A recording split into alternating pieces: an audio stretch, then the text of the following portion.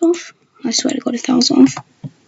But anyways, some countries do join up with it. Fiji and Papua New Guinea do. The next event we see happening is China on the empire. Obviously, remember when I said there'll be some events out here? Yeah, these are the events. China's declaring war on Mongolia. Chinese troops they begin to move in from this region. This is the bigger and better Chinese region. So obviously, and they're getting some troops from the populated bits over here, like over here. They're sending lots of troops up for this, which is why all of this land becomes occupied within a week. Month. Within a month, all of this land gets occupied because of the Chinese brute force and the Mongolian weakness. And Mongolia collapses, yada yada. They're annexed by China, obviously fully, so that'd be weird otherwise. Now, the next event to happen is... What? Was that just Kaliningrad getting coloured in by me? Oh, my bad, chat, my bad. Anyways, it's the jumping of Lithuania by Poland and Russia. So Russian troops begin to move in from this exclave, and the Belarusian part, Belarusian, whatever. And some. Gotta get my figures back up. And the Polish, they begin to move troops up through here as well.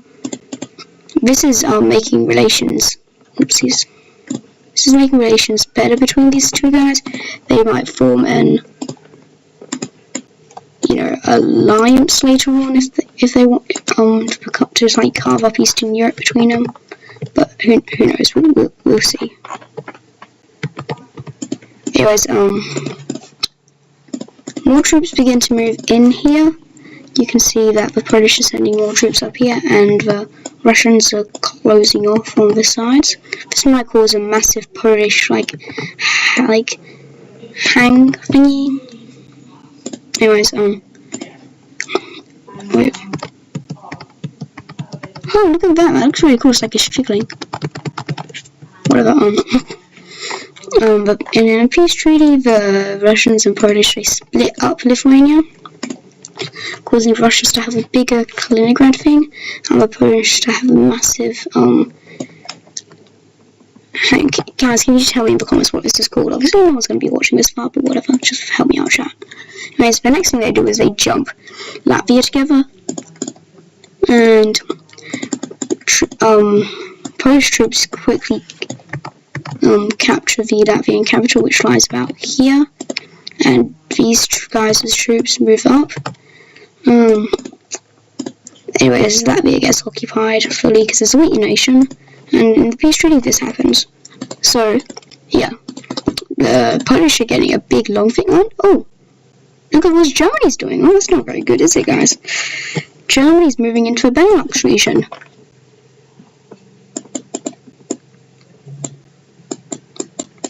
France is scared. France doesn't have any more land to make a move on. Although France might. Pew! We might see the French doing a whole colonial empire thing over West Africa again, or maybe like Central Africa, over this Sahara region in West Africa. But anyways, yeah, the Germans are moving in. So Germany quickly occupies all of Luxembourg, and they begin to move into Belgium and the Netherlands. This is really successful as they basically captured all of the countries, and then the countries fall over to the Germans and are fully annexed, all three of them. The peace treaty causing this massive German expansion into the west. All Germany's economy is based around here now. Like, there's nothing in these parts over here, basically. Obviously, there's a big cultural divide from here.